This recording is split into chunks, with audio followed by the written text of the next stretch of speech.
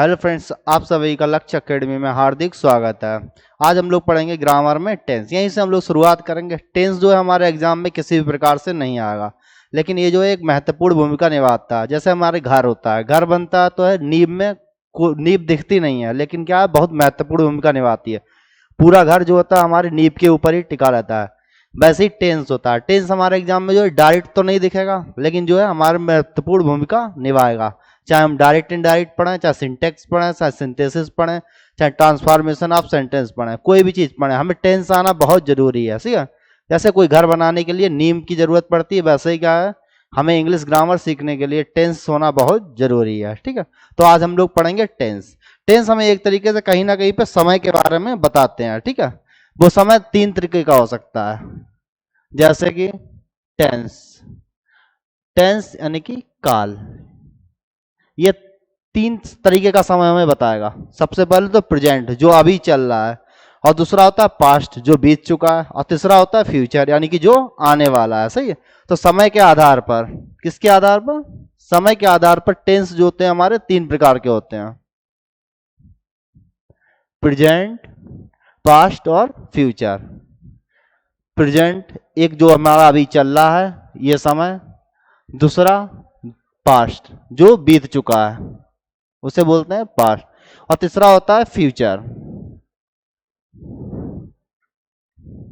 जो आने वाला है। ठीक है। समय के आधार पर जो होते हैं तीन टाइप के होते हैं टेंस। टेंस टेंस जो होते हैं समय के आधार पर तीन प्रकार के होते हैं। पहला होता है प्रेजेंट, जो अभी चल रहा है, पास्ट जो बीत चुका है, फ्यूचर जो आने वाला है। ठीक है। अब आता है कार्य के आधार पर। ठीक है। कार्य के आधार पर ये होते हैं चार प्रकार के। ठीक है। पहला होता है इनडेफिनेट, जिसका हमें पता ही नहीं होता है। ठीक है। Indefinite tense. प्रेजेंट लगा हुआ है तो प्रेजेंट तो ऊपर से ही हो जाएगा, ये प्रेजेंट भी चलिए लिख दे रहे हैं, प्रेजेंट इनडेफिनेट टेंस। इनडेफिनेट में हमें पता ही नहीं होता कि आखिर हमारा समय जो है किस तरीके का है। ठीक है। समय लगभग अनिश्चित है। सही। Present indefinite. डेफिनेट का मतलब होता है निश्चित। सही है, जिसमें हमें बिल्कुल निश्चित होता है समय। इंडेफिनेट में अनिश्चित समय। सही। Present indefinite tense. दूसरा इसी में होता है कंटिन्यूस, यानी कि जो चल रहा है, प्रेजेंट कॉन्टिन्यूस टेंस। इसमें क्या होता है, बात जो वह बात जो हमारी चल रही है, जैसे अभी हम क्या पढ़ा रहे हैं। सही है। तो ये क्या होगा, कंटिन्यूस में होगा। तीसरा होता है परफेक्ट, जो बिल्कुल परफेक्ट बता दे कि अब समय खत्म हो चुका है। ठीक है। परफेक्ट, कोई भी चीज जब परफेक्ट होती है तो वो क्या कहलाता है, बिल्कुल पूर्ण से पता होता है हमें समय के बारे में कि समय अब क्या है, व्यतीत हो चुका है। सही है। इन दोनों को मिला के एक समय बनता है, जो होता क्या कहते हैं, हमारा कहलाता है प्रेजेंट परफेक्ट कॉन्टिन्यूस टेंस। ठीक। उसी तरीके से हमारा पास्ट का भी चार पार्ट होंगे। ये जो बेटा बांटा जाता है, इसे कार्य के आधार पर बांटा जाता है। ठीक है। यानी कि वर्ग के आधार पर बांट देते हैं। सही है। अगर कोई हमसे पूछे टेंस कितने प्रकार के होते हैं, तो समय के आधार पर टेंस तीन प्रकार के होते हैं। पहला प्रेजेंट, पास्ट और फ्यूचर। उसके बाद अगर हमसे कोई पूछता है कि कार्य के आधार पर, यानी कि कार्य के आधार पर कितने प्रकार के होते हैं, तो वो चार प्रकार का होता है: present indefinite tense, present continuous tense, तीसरा होता है प्रेजेंट परफेक्ट टेंस, चौथा होता है प्रेजेंट परफेक्ट कंटिन्यूअस टेंस। सही है। ये चार होता है कार्य के आधार पर, और तीन होता है समय के आधार पर। ठीक है। ये आप पहले भी पढ़ चुके होंगे, लेकिन किस तरीके से पढ़ा है वो आप जानते होंगे। हम जो पढ़ा रहे हैं वो आपको कंपटीशन के लेवल के हिसाब से पढ़ा रहे हैं, जिससे आप वहां पे आपको कोई भी किसी भी प्रकार की कोई दिक्कत ना हो। ठीक है। अब पास्ट होता है, पास्ट में भी सेम बिल्कुल यही रूल होता है। पास्ट में भी क्या हो जाएगा, हमारा कार्य चार प्रकार का हो जाएगा। पहला पास्ट इंडेफिनिट टेंस, इसमें भी हमें जो है समय बिल्कुल भी नहीं ज्ञात रहेगा। ठीक है। दूसरा हो जाता है पास्ट कंटिन्यूअस टेंस।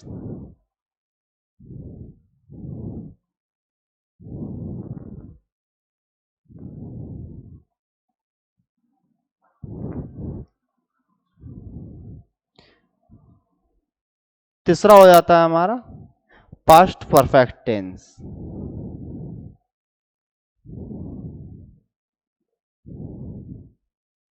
और चौथा हो जाता है पास्ट परफेक्ट कंटिन्यूअस टेंस।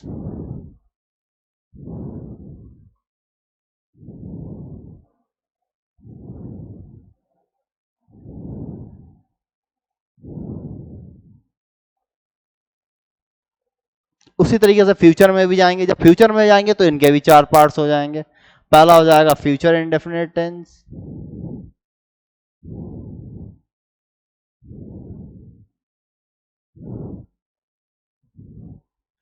दूसरा हो जाएगा फ्यूचर कंटिन्यूअस टेंस,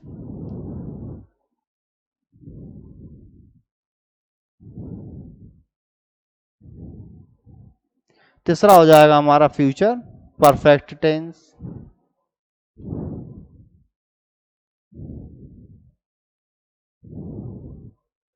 और चौथा हो जाएगा फ्यूचर परफेक्ट कंटिन्यूअस टेंस।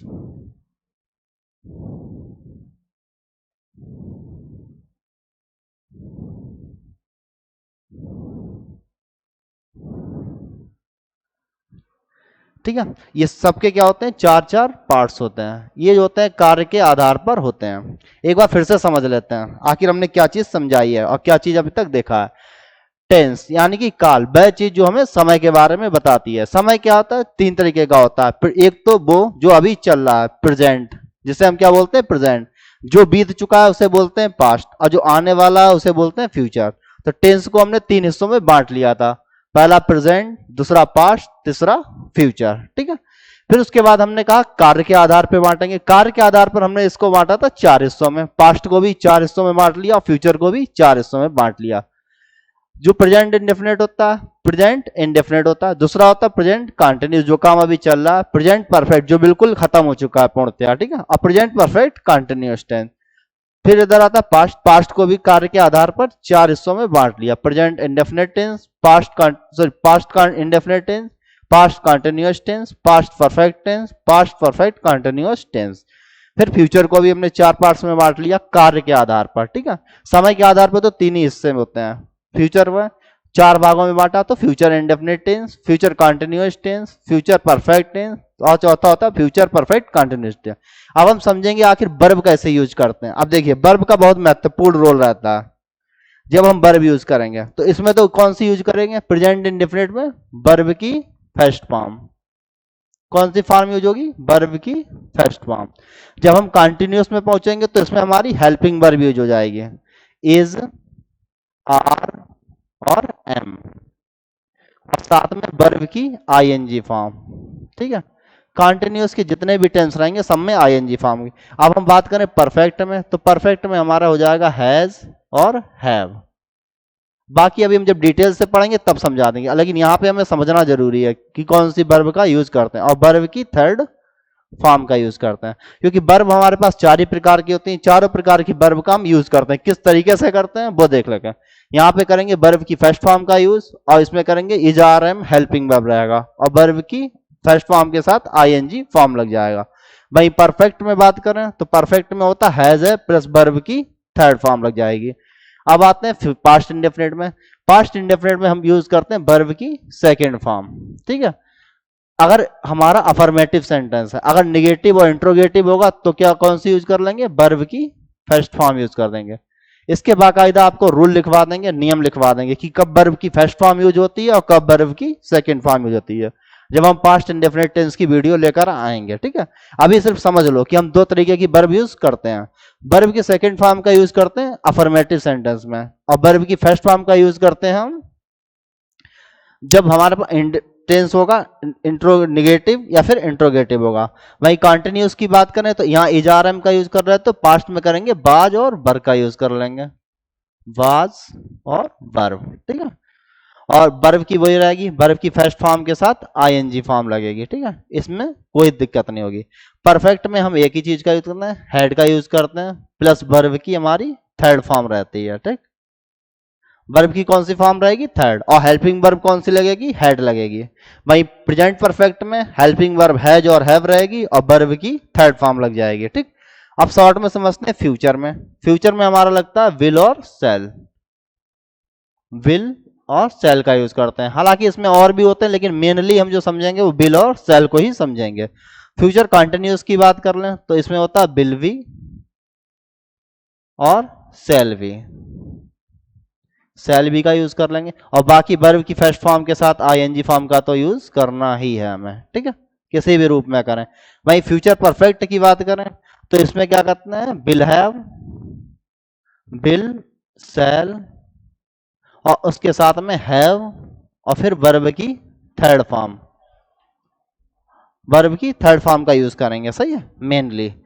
तो ये समझ गए हम कि कौन सी वर्ब का कहाँ यूज करते हैं। एक बार फिर से देख लीजिए किस तरीके, इसमें कंफ्यूजन नहीं होना है, इसके बारे में डिटेल से पढ़ेंगे, बाकायदा अच्छे से रूल लिखवा देंगे, एक एक टेंस का अलग से रूल लिखवा देंगे।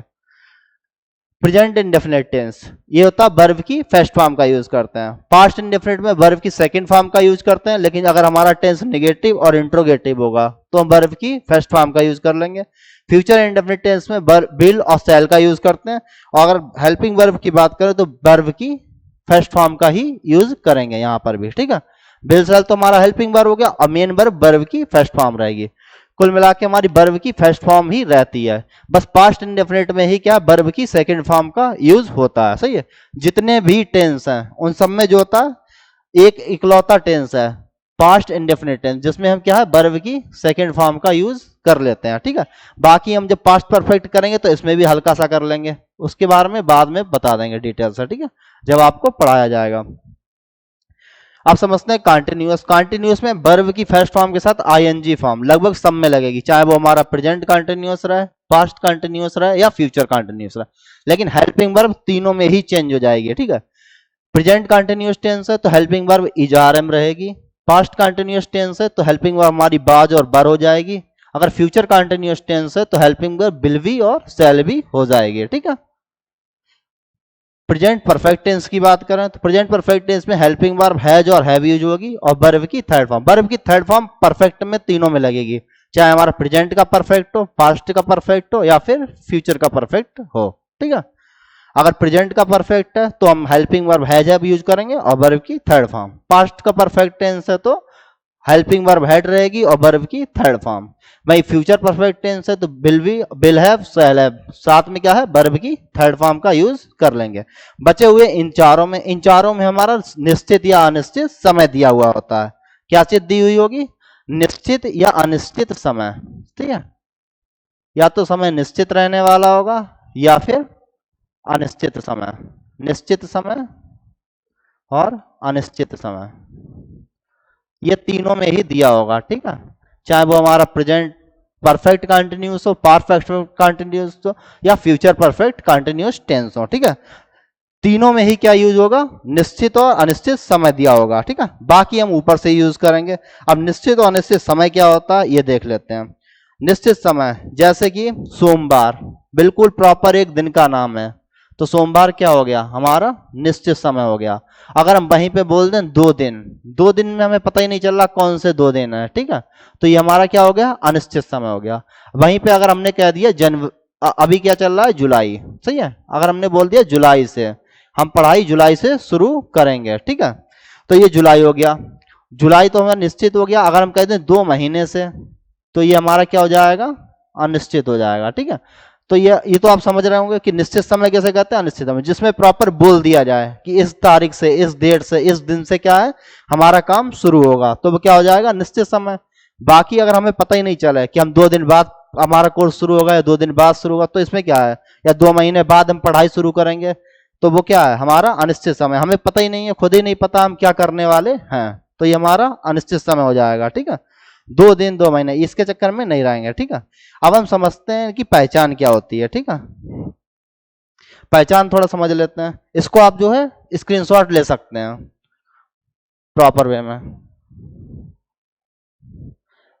एक बार जब आप स्क्रीनशॉट ले लेंगे तो अब देखिए, अब इसके क्या कहते हैं हम पहचान को समझेंगे, आखिर पहचान क्या होती है। ये तो वर्ब हो गई पहचान, अगर हम इसको पहचान ही नहीं पाएंगे तो वर्ब क्या रखेंगे, सबसे पहले हम इसे पहचानना भी सीखना चाहिए। अब हम सीखेंगे आखिर टेंस को कैसे पहचानते हैं। थोड़ा बहुत इरेज हो जाएगा उसको अभी सही कर देंगे।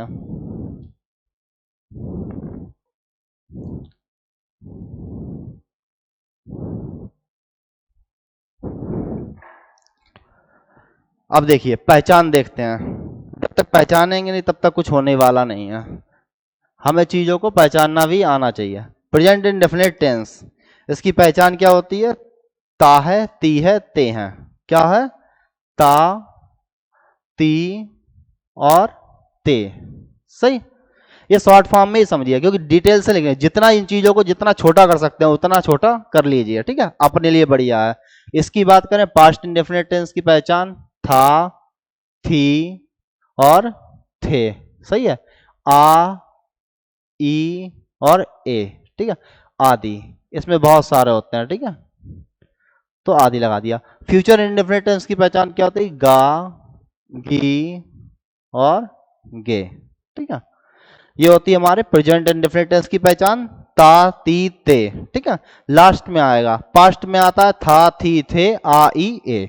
वहीं पे बात करते हैं फ्यूचर इंडेफिनिट टेंस में, तो इसमें गा, गी, गे, ये आते हैं तीन, ठीक है।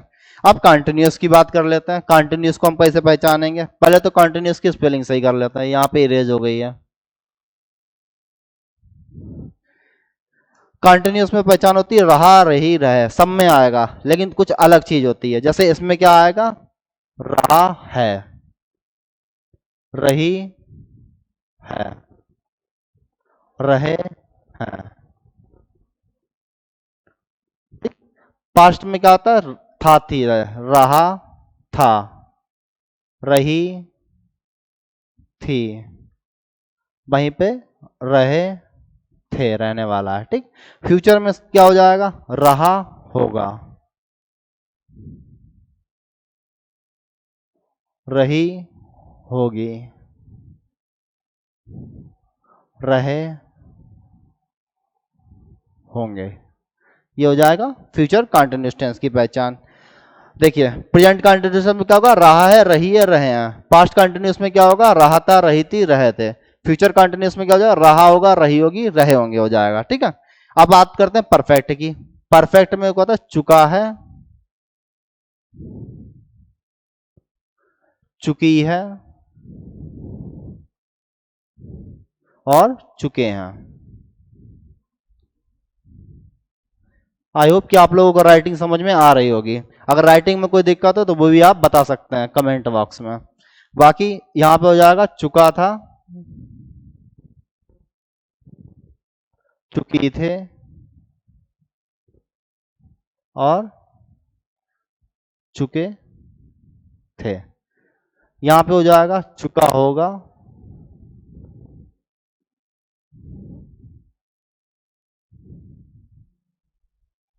चुकी होंगे,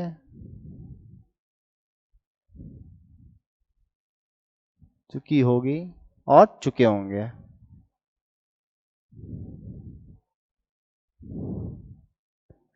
बाकी इन तीनों की एक ही पहचान होती है, निश्चित और अनिश्चित समय दिया होगा। निश्चित समय या फिर अनिश्चित समय दिया होगा।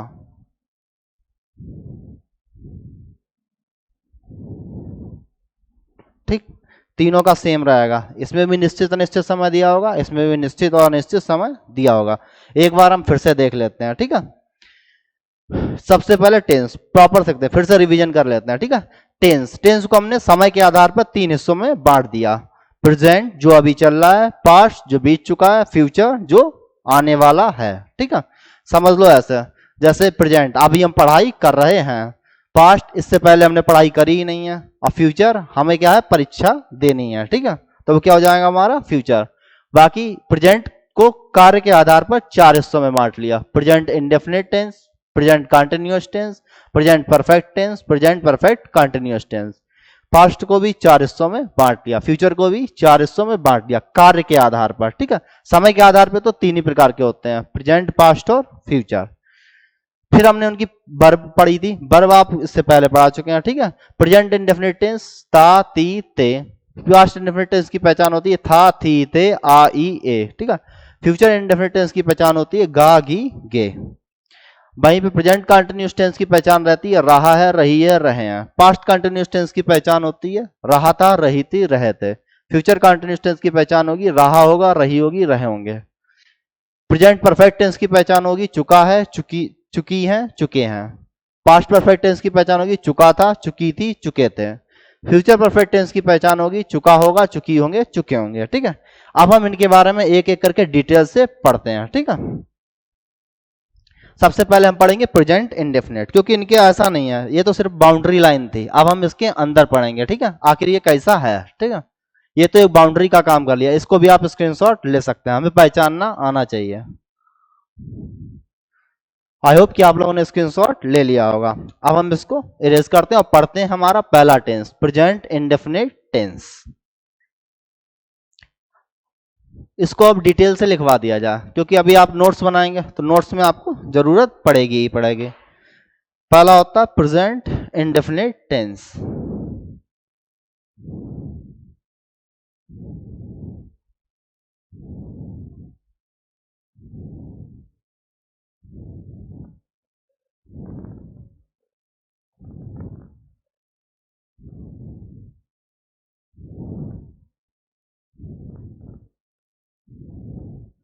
प्रेजेंट इंडेफिनिट टेंस, इसकी आखिर पहचान क्या होती है।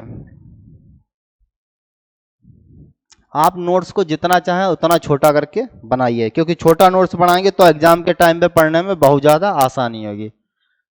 ता, ती, ते, ये पहले ही बता चुके हैं। बाकी हमारी वर्ब की बात करें, वर्ब कौन सी यूज होगी, वर्ब होगी फर्स्ट फॉर्म।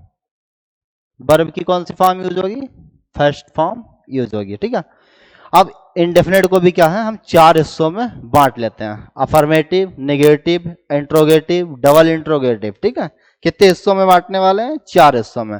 लेकिन इंडेफिनेट में हमें थोड़ा ध्यान रखना होता है। ठीक है, इंडेफिनेट में ऐसा नहीं होता, प्रेजेंट इंडेफिनेट अलग तरीके से चलता है, इसके कुछ अलग रूल होते हैं। ठीक है, पहले उनको समझ लेते हैं। वर्ब की फर्स्ट फॉर्म के साथ ही बहुत बड़ा खिलवाड़ हो जाता है एक तरीके से देखा जाए तो। जैसे एक टेंस ले लेते हैं, ठीक, वह खाना खाता है। देखिए, जब वह खाना खाता है तो क्या है, ही, क्या यूज होगा, ही। खाने की क्या होती है, ता है आया तो सीधी सी बात है हमारा इंडेफिनेट ही होगा, तो खाता है, तो वर्ब की फर्स्ट फॉर्म यूज कर ली। अब एक समस्या आ जाती है, हमें एस लगाना है या ई एस लगाना है। ठीक है, तो उसके बारे में देखिए, यहां पे क्या लगा देंगे, एस लगा देंगे, ही ईट्स द फूड।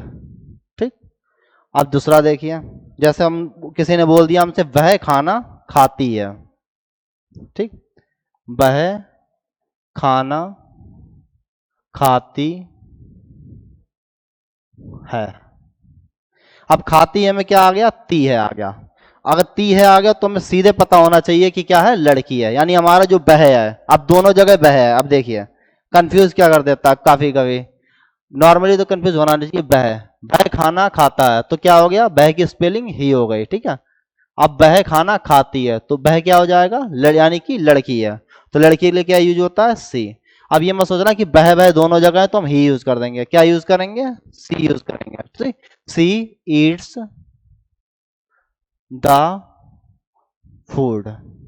ठीक, अब एक और चीज देखिए, वह खाना खाता, अब हम करते हैं तुम खाना खाते हो,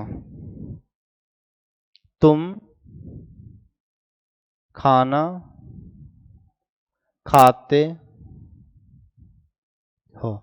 हमने टेंस को इसलिए नहीं बताया ताकि आप चीज को क्लियर कर सकें, आखिर क्या क्या चीज है। ठीक है, तुम खाना खाते हो तो इसमें हमारा सब्जेक्ट क्या हो जाएगा, यू हो जाएगा। ठीक है, और खाते हो क्या हो जाएगा, वर्ब की फर्स्ट फॉर्म ईट। अब इसके साथ हम ना तो एस लगाने वाले हैं ना ही ई एस, क्योंकि हमारा सब्जेक्ट क्या हो गया है, प्लूरल हो गया है, यू ईट द फूड। आखिर हम कहाँ पे वर्ब की फर्स्ट फॉर्म के साथ एस लगाते हैं और कहाँ पे ई एस लगाते हैं। अब हमें ये सीखना बहुत ज्यादा जरूरी है, क्योंकि हमारे सामने कंफ्यूजन है। सबसे पहले तो ये हमारे पता होना चाहिए हमें परेशानी होने वाली कहाँ है। परेशानी हो गई, देखिए, वह खाना खाता है, सीधे से क्या है, लड़का था तो हमने ही यूज किया, खाता है ईट यूज किया। अब हमें पता है सब्जेक्ट क्या हमारा सिंगुलर है, सब्जेक्ट सिंगुलर है तो हमने क्या यूज कर दिया, वर्ब की फर्स्ट फॉर्म के साथ एस, और ये यूज करना तो हमने एस यूज कर दिया, ईट्स द फूड। वह खाना खाती है तो इसमें क्या यूज कर दिया, सी, क्योंकि हमें पता चल गया कि वह क्या है, लड़की है। अगर यहाँ पे खाता है होता तो सीधी सी बात है क्या हो जाता, लड़का हो जाता। सी ईट्स द फूड, फिर हमने यूज किया तुम खाना खाते हो, तो you eat the food. You क्या होता है, प्लूरल है, ठीक है। जब से ही प्लूरल वर्ब आ गया तो हमें कुछ नहीं करना है, सिर्फ वर्ब की फर्स्ट फॉर्म लगानी है, ना तो एस लगाना है ना ही ईएस लगाना है। अब देखिए रूल इसका, रूल कुछ इस तरीके से रहेगा, जैसे रूल नंबर 1, यदि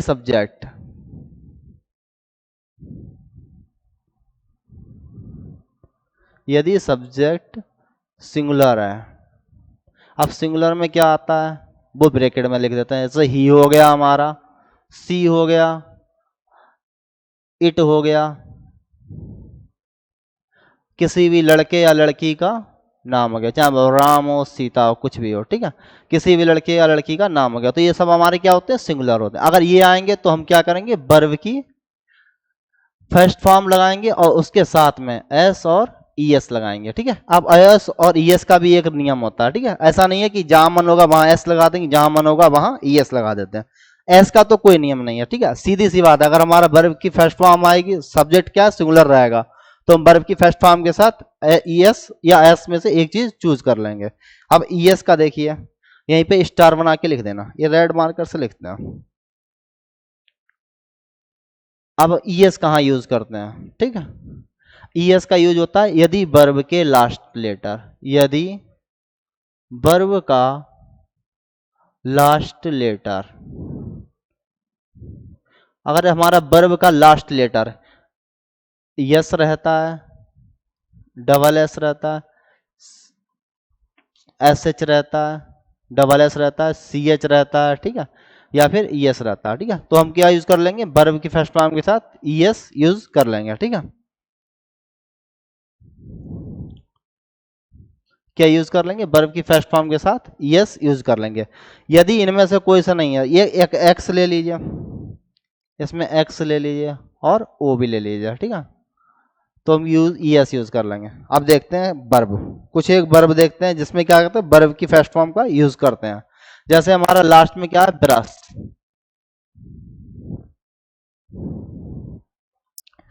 और टीच,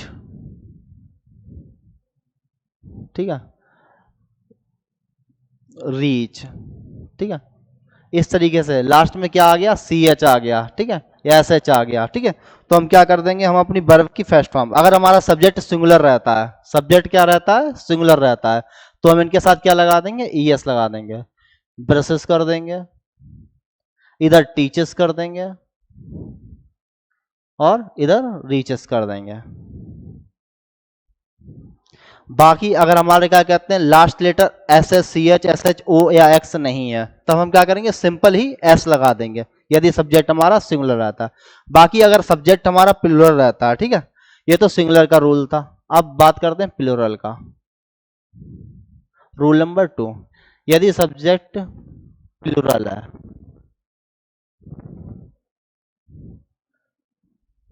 तब हम सिर्फ वर्ब की फर्स्ट फॉर्म का ही यूज करेंगे, ना तो इसके साथ एस लगाने वाले हैं ना ही ई एस, कुछ भी नहीं लगेगा, सही है। जब हम इसमें करेंगे तो ये दोनों चीजें क्या है, चली जाएंगी। अब एग्जाम्पल से ज्यादा अच्छे से समझ में आएगा। अब एग्जाम्पल देख लीजिए, सबसे पहले रूल नंबर 1 का एग्जाम्पल, ठीक है, वह दांत साफ करता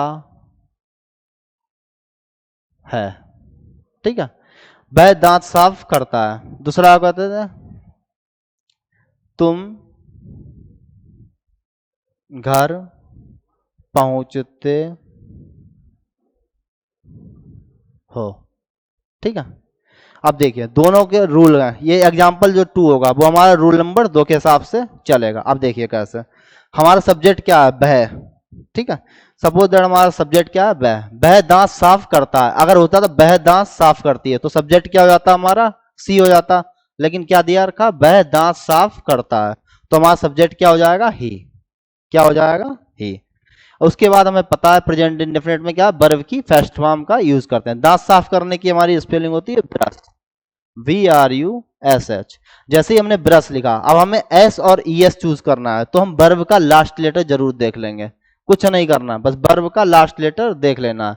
हमारा लास्ट लेटर था SH, तो इसमें क्या कर देंगे हम, ES और लगा देंगे, क्या हो जाएगा, ब्रशेज।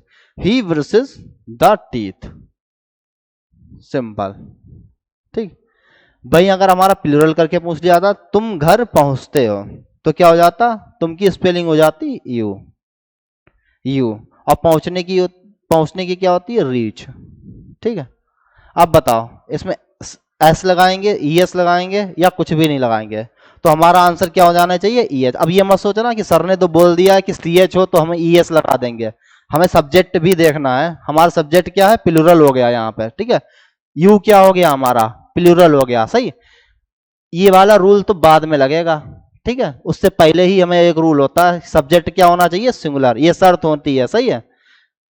शर्त होती है कि अगर हमारा सब्जेक्ट सिंगुलर है, ठीक है, तभी हम ईएस लगा सकते हैं या एस लगा सकते हैं। चूंकि हमारा सब्जेक्ट क्या हो गया, प्लूरल हो गया, तो ना तो हम एस लगाने वाले हैं यहाँ पे और ना ही ईएस, ये दोनों क्या हो जाएंगे हमारे, गलत। ठीक है। सिंपल हमें करना है, you reach the, you reach to the house, ठीक है, या टू द होम, बस सिंपली। ना तो हमने एस लगाया ना ई एस लगाया। क्यों नहीं लगाया, क्योंकि हमारा सब्जेक्ट प्लूरल हो गया। ठीक है।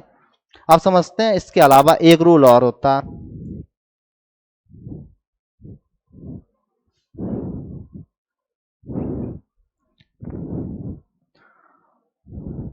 ये तो हो गया अफर्मेटिव का।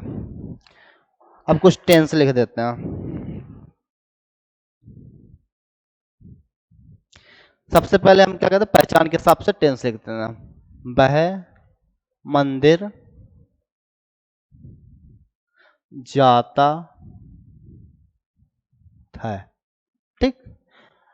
फिर हमने कह दिया, क्या कहते हैं, वे मंदिर जाते हैं। फिर हम और ले लेते हैं, जैसे क्या कहते हैं, तुम खाना पकाती हो, ठीक।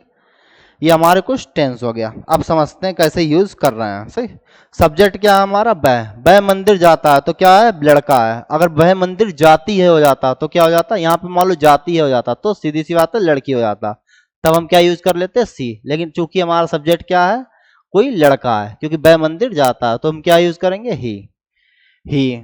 उसके बाद वर्ब की कौन सी फॉर्म यूज कर लेंगे, फर्स्ट फॉर्म। फर्स्ट फॉर्म हमने यूज कर ली, गो। अब देखिए सब्जेक्ट क्या है हमारा, सिंगुलर है, और वर्ब का लास्ट लेटर क्या है, ओ आ गया, गो। तो हम इसमें एस क्या यूज करेंगे या फिर ई एस, तो हमें कोई कंफ्यूजन नहीं रहना, सीधे ई एस यूज करेंगे, ठीक है। He goes to the temple.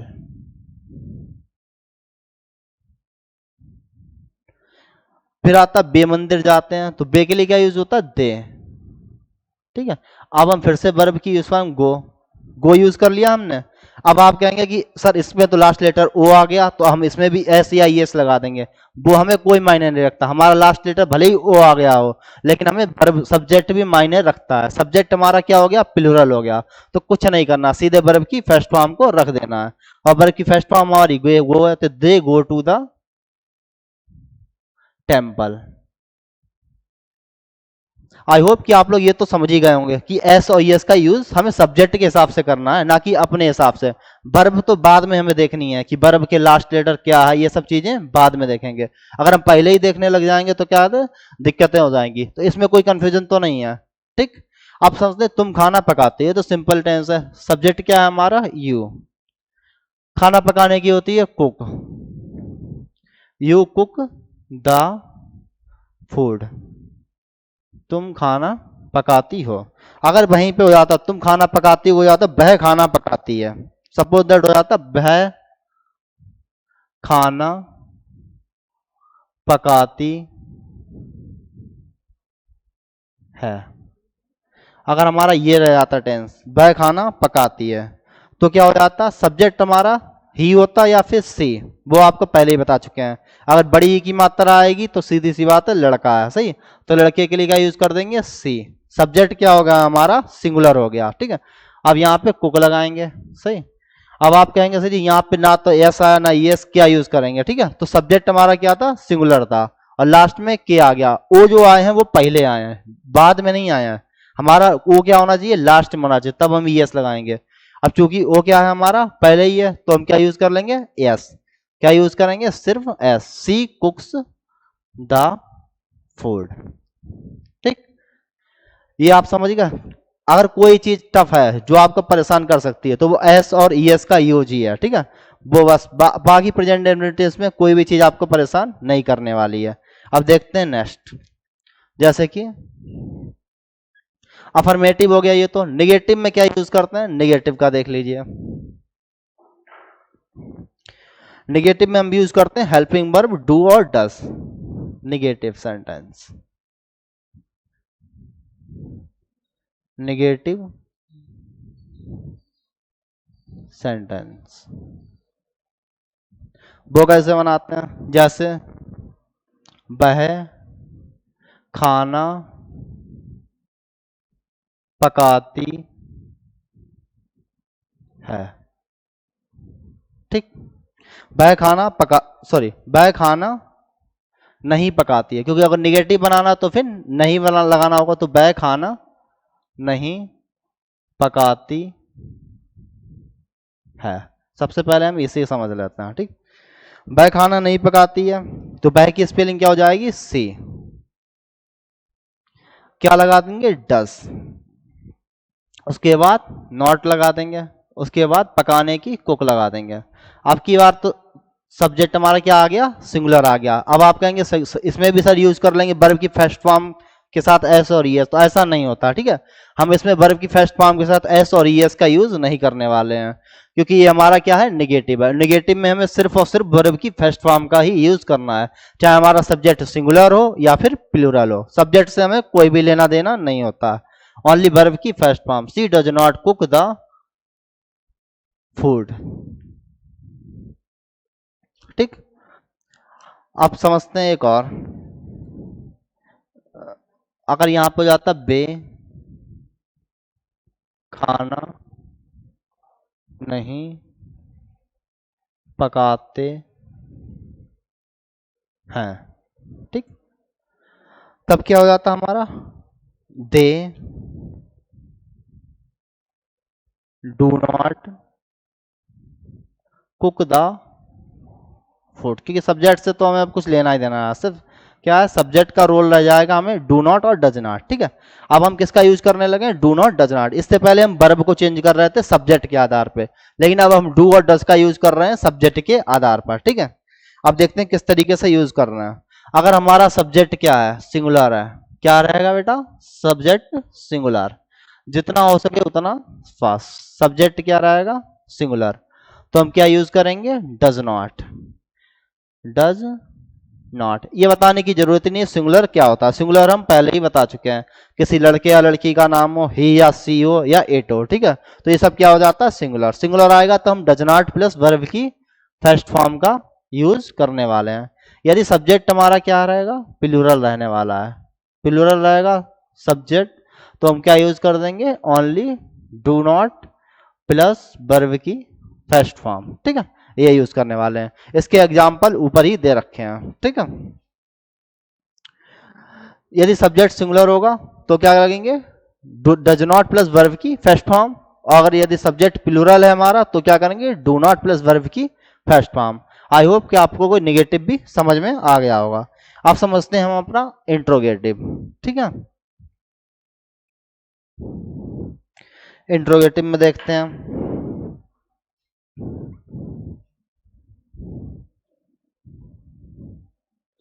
Interrogative, ठीक है। इंट्रोगेटिव सेंटेंस बहुत इजी है, सही है, इसमें भी कोई दिक्कत नहीं है। डू और डज का यूज हम वैसे ही करेंगे सब्जेक्ट को देखकर, हमारा जैसा सब्जेक्ट रहेगा वैसा ही हम यूज कर लेंगे, ठीक है। आप समझते हैं इसको क्या पहचान रहते हैं, सही है। इसमें क्या पहले आ जाएगा, जैसे क्या तुम किताब पढ़ते हैं हो, फिर अगला हो जाएगा क्या वह किताब पढ़ता है। ठीक है, दो तरीके से हो जाएगा। अब वह किताब पढ़ते पढ़ता है, तो इसमें क्या हो जाएगा, सब्जेक्ट क्या रहेगा हमारा, लड़का है। वह किताब पढ़ता है, अगर वह किताब पढ़ती है हो जाता तो हो जाता लड़की। ठीक है, वह किताब पढ़ता है, तो इसमें क्या हो जाएगा, ही हो जाएगा। ही के साथ हम क्या यूज करने वाले हैं, डज। तो सबसे पहले क्या लगा देंगे, डज। उसके बाद क्या लगा देंगे, ही। उसके बाद क्या लगा देंगे, रीड। और उसके बाद द बुक। ठीक है, क्या पढ़ने वाला है, किताब पढ़ने वाला है। उसके बाद क्वेश्चन मार्क। ठीक है, भाई क्या तुम किताब पढ़ते हो, तो इसमें हो जाएगा do you read the book. सही है। अब हम सब्जेक्ट के हिसाब से वर्ब में ऐसे और यस नहीं लगा रहे हैं, अब हम क्या लगा रहे हैं, वर्ब के हिसाब से हमारी हेल्पिंग वर्ब का यूज कर रहे हैं। ठीक है, यहाँ पे हमारा सब्जेक्ट प्लूरल था तो हमने डू यूज कर लिया, यहाँ पे हमारा सब्जेक्ट सिंगुलर था तो हमने क्या यूज कर लिया, डज का यूज कर लिया। ठीक है, अब समझते हैं नेक्स्ट। इसी में समझ लेते हैं डबल इंट्रोगेटिव, अच्छे से समझ में भी आ जाएगा। डबल इंट्रोगेटिव किसे कहते हैं, W H interrogative, W H word interrogative.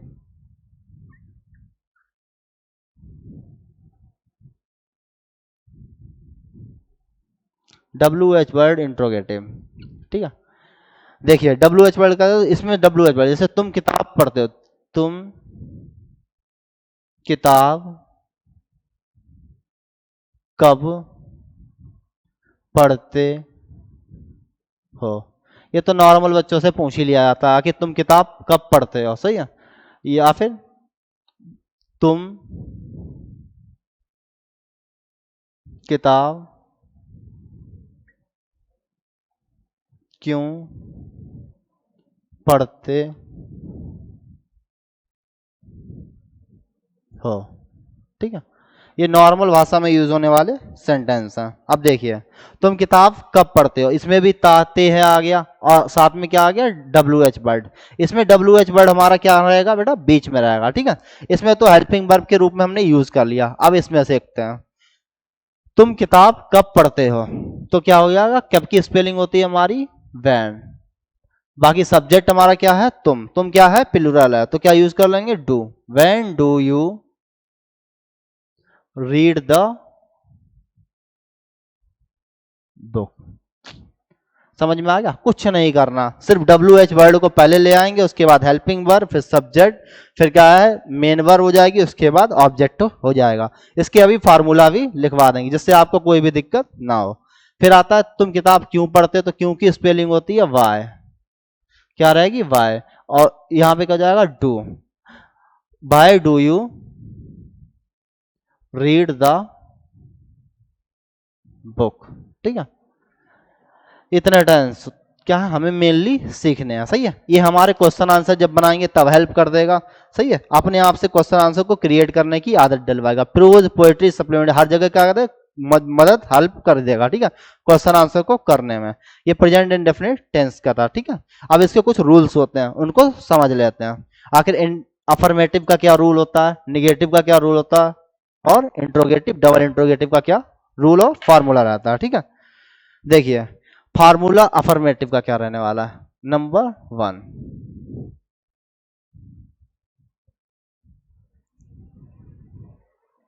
Affirmative sentence, ये आप लिख सकते हैं। ठीक है, इसका नोट जरूर बना लेना, वो तो सिर्फ समझने के लिए था। फार्मूला क्या रहेगा, फार्मूला रहेगा सब्जेक्ट प्लस वर्ब की फर्स्ट फॉर्म, उसके साथ में एस और ईएस प्लस ऑब्जेक्ट रहेगा हमारा, उसके बाद अदर वर्ड। ठीक है, जो भी होगा। और इसका एक एग्जाम्पल जरूर लिख लेना जिससे हमें सिर्फ समझने के रूप में, नोट्स जितना हो सके उतना शॉर्ट्स बनाना, समझने हमें डिटेल में है लेकिन नोट्स शॉर्ट ही बनाना है। एग्जाम्पल एक लिख लेना उसके साथ में।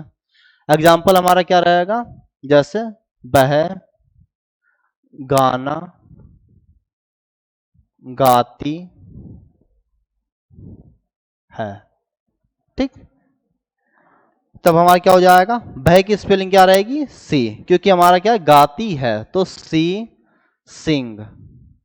अभी हमने बताया लास्ट लेटर ना तो एस है, ना सी एच है, ना ही एस एच है, तो हम क्या लगा देंगे, सिर्फ वर्ब की फर्स्ट फॉर्म के साथ एस, तो क्या हो जाएगा, सिंग। सी सिंग्स ए सॉन्ग। ठीक, सी सिंग्स ए सॉन्ग।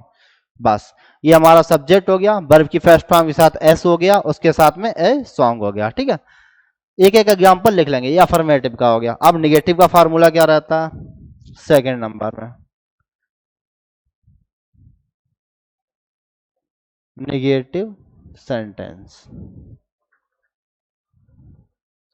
इसका फार्मूला, इसमें से क्या होता है बेटा, डू और डज लगा लेते हैं। बाकी कहाँ लगाते हैं, कैसे लगाते हैं, ये हम पहले ही बता चुके हैं।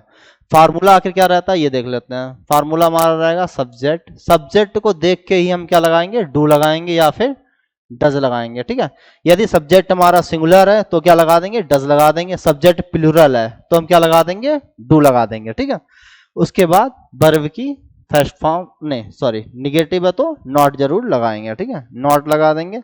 उसके बाद वर्ब की फर्स्ट फॉर्म लगा देंगे, उसके बाद ऑब्जेक्ट, फिर हमारा हो जाएगा अदर वर्ड। और अदर वर्ड के लिए ओ डब्ल्यू बना दे रहे हैं। ठीक है, क्या हो जाएगा, अदर वर्ड। बार बार लिखेंगे तो ज्यादा टाइम वेस्ट हो जाएगा। अब समझते हैं इसका एग्जाम्पल क्या रहेगा। एग्जाम्पल हम इसी को बढ़ा देते हैं। ठीक है, वह गाना गाती है, तो वह गाना नहीं गाती है। ठीक है, ये निगेटिव हो जाएगा। इसको भी बना लेते हैं, तो क्या हो जाएगा, सी डज नॉट,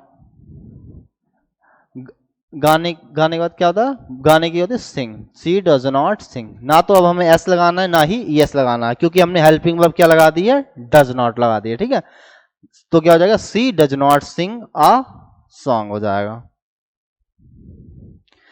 फिर आता है इंट्रोगेटिव।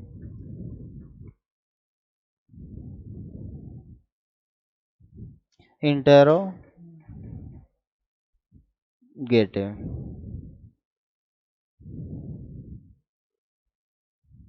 सेंटेंस। इसका फार्मूला क्या रहेगा, ये मत सोचना कि फार्मूला नहीं लिखेंगे तो काम हो जाएगा, क्योंकि ग्रामर कोई यही नहीं, चार रूल्स के ऊपर डिपेंड है। जब हम डायरेक्ट इनडायरेक्ट पढ़ेंगे वहां भी बहुत सारे फार्मूले होंगे, फिर ट्रांसफॉर्मेशन ऑफ सेंटेंस पढ़ेंगे वहां भी बहुत सारे फार्मूले होंगे। तो फार्मूले एक कॉपी पे जितना हो सके उतना छोटा करके लिखते जाना है। ठीक है, अब इंट्रोगेटिव सेंटेंस, इंट्रोगेटिव सेंटेंस में सबसे पहले हेल्पिंग वर्ब यूज कर लेंगे, डू और डस। उसके बाद क्या हो जाता है, हमारा सब्जेक्ट आ जाएगा, उसके बाद वर्ब आ जाएगी, उसके बाद में ऑब्जेक्ट आ जाएगा, और उसके बाद में अदर वर्ड हो जाएगा। ओ डब्ल्यू का मतलब है अदर वर्ड। ठीक है, एग्जाम्पल देखते हैं। क्या वह गाना गाती है। ठीक, तब क्या हो जाएगा हमारा, सबसे पहले डू और डज आ जाएगा। फार्मूले के अकॉर्डिंग देखते हैं, सब्जेक्ट क्या है, सिंगुलर है तो क्या आ जाएगा, does. Does she sing a song. ठीक, और क्वेश्चन मार्क लगा देंगे। उसके बाद आता है fourth number, W H word interrogative. W H word interrogative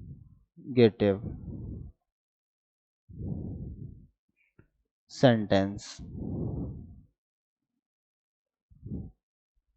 इसमें क्या होता है फार्मूला हमारा,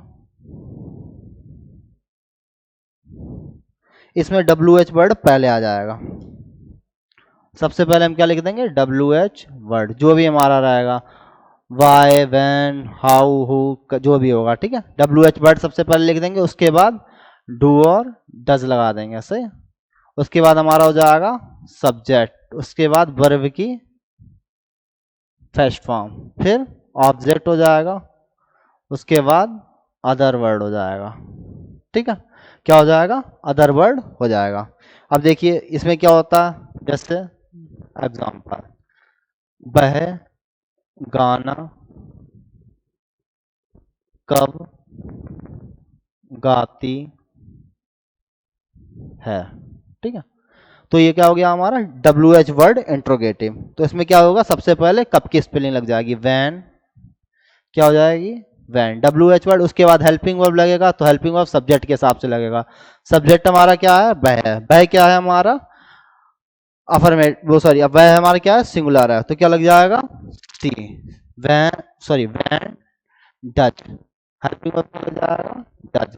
उसके बाद सी, उसके बाद वर्ब क्या है, sing, when does she sing आ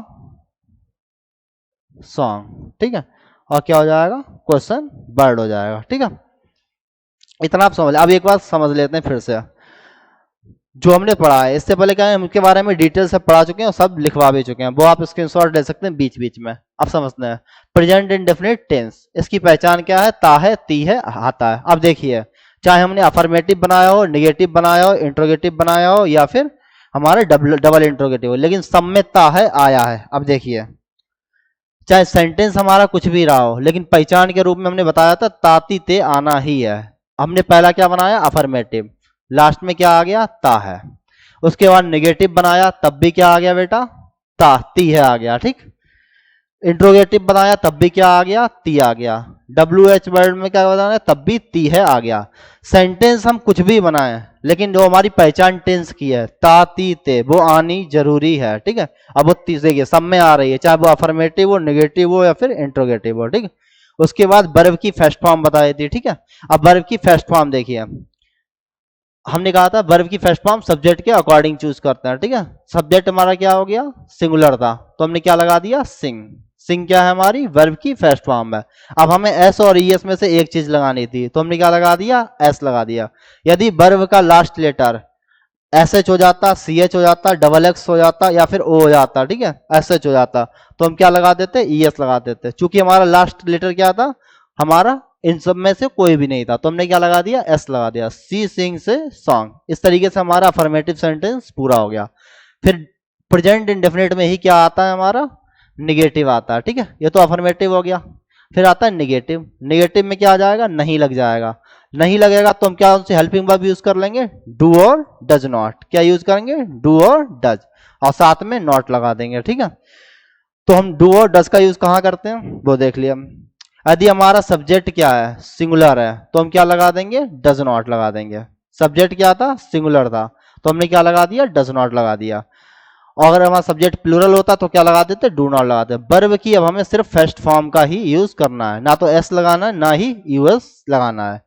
जैसे ही हम नेगेटिव बनाएंगे और इंट्रोगेटिव बनाएंगे और डबल इंट्रोगेटिव बनाएंगे। ठीक है, तो ना तो हमें वर्ब की फर्स्ट फॉर्म के साथ एस लगाना है, ना ही ई एस लगाना है, ओनली वर्ब की फर्स्ट फॉर्म, क्योंकि अब हम हेल्पिंग वर्ब का यूज करने लगे हैं।